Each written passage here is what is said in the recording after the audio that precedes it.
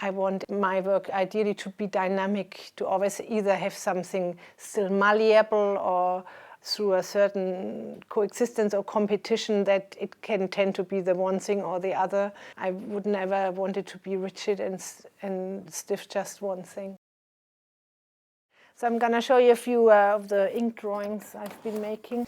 So for quite a long time they were often inspired by this European carnival and by this kind of big hair, but it has something morbid about it as well. It's always this combination of the childlike colors and kind of darker being.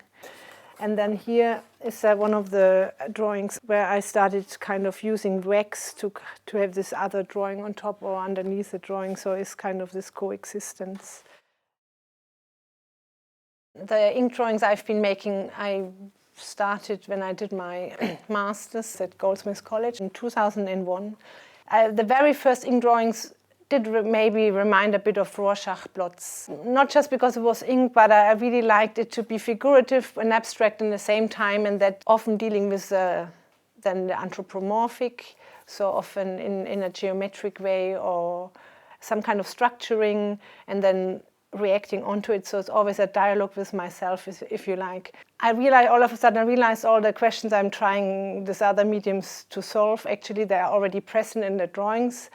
Just I found it hard to reapply them to space because they were so small. They captured this intense world and I was happy for them as they were, but at the same time I also wanted to make larger scale work again that would maintain the intensity that those drawings had. And I guess of my interest in, as many art students, in the uncanny led me to think it should be maybe a domestic material.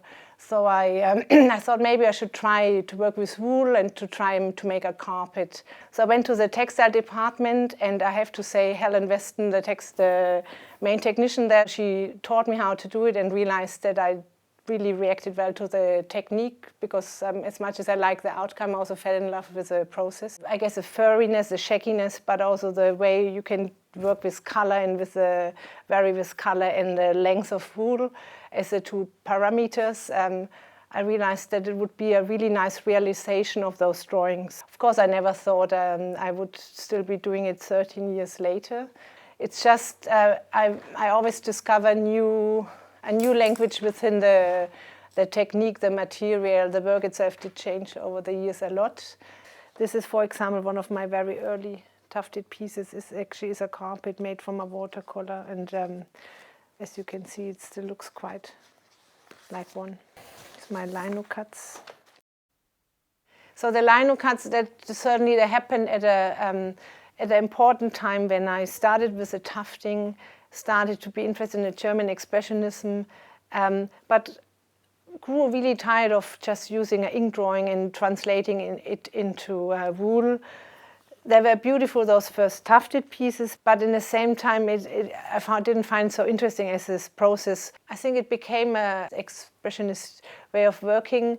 In the meantime, I have only a very rough sketch of what I'm doing, and I'm kind of working towards it. It's a funny process because I work from behind, so obviously I'm not walking around the frame every second. So it's a lot of what you think something looks like and what you think you set out. This is the sketch I made for a piece I showed in the British Art Show. And then, of course, I have different variations and then kind of settle to one. And again, this one often grows out of something quite simple, like one of those drawings, and then it's kind of a hybrid coming together, and then colors are tried out and, of course, not always put into realization. So this is the piece that in the end came out of it. This tufting frame, it's something I kind of copied from what they had in Goldsmiths. I guess the limit is the sky or the ceiling high, unfortunately. So I've made pieces I rolled up and put on top and extended. And I give you a little demonstration now. So it's an air tool, the tufting gun. So it needs a compressor to load up. And then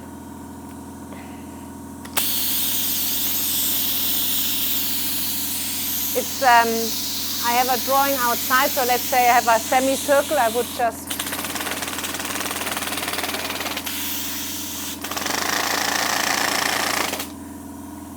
tuft into it. And there's a rotating blade, so it's shot through and then cuts it off. But more and more I do encourage mistakes that the machine actually spits out to have this kind of bleeding effect, if you like. Yeah, once all the tufting is done, it's covered with latex from behind, and that's how it's fixed and hemmed by hand.